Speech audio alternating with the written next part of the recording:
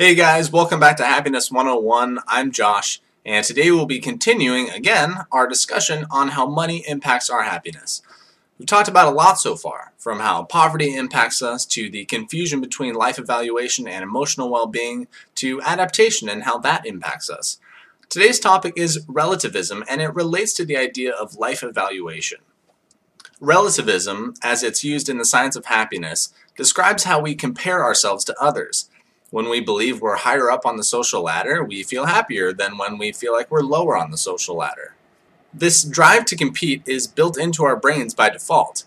Historically, being competitive meant we were better able to survive, and it played a very necessary role in our species' selective process. As a result, a mental reward system was developed that made us feel good whenever we felt like we won or we had beaten somebody, either socially, physically, and it still applies financially as well. Though we might deny it for appearance reasons, there is a primal gratification we receive when we, for example, get a promotion or a raise. Though we might feel bad for our coworkers that weren't able to get it, we still feel like we deserved it, and we subconsciously give ourselves a little pat on the back. So, given all this information, the logical conclusion is that more money means a greater social status, which translates into more happiness. However, this is not the case. Not only is getting a raise or a promotion a very short-lived pleasure and subject to the effects of adaptation, but social status is all about belief and perception. Let's use an example to highlight why this is the case.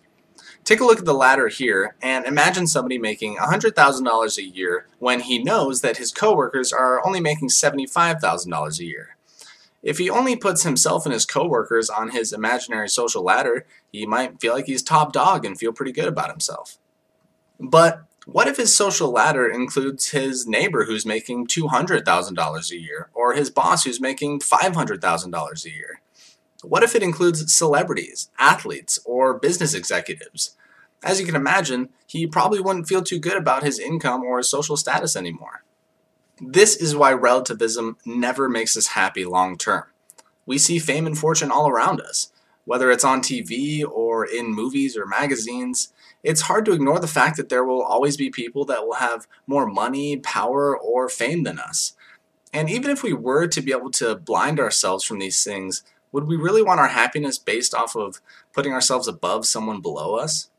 True happiness comes when we're able to separate ourselves from the never-ending battle of relativism and comparison and truly appreciate our accomplishments, our belongings, our relationships for what they are and what they add to our lives, and to base our goals in only our personal standards and not feel a need to compare ourselves or our lives to anybody else.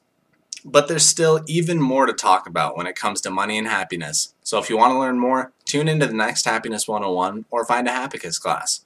Keep happy, everyone.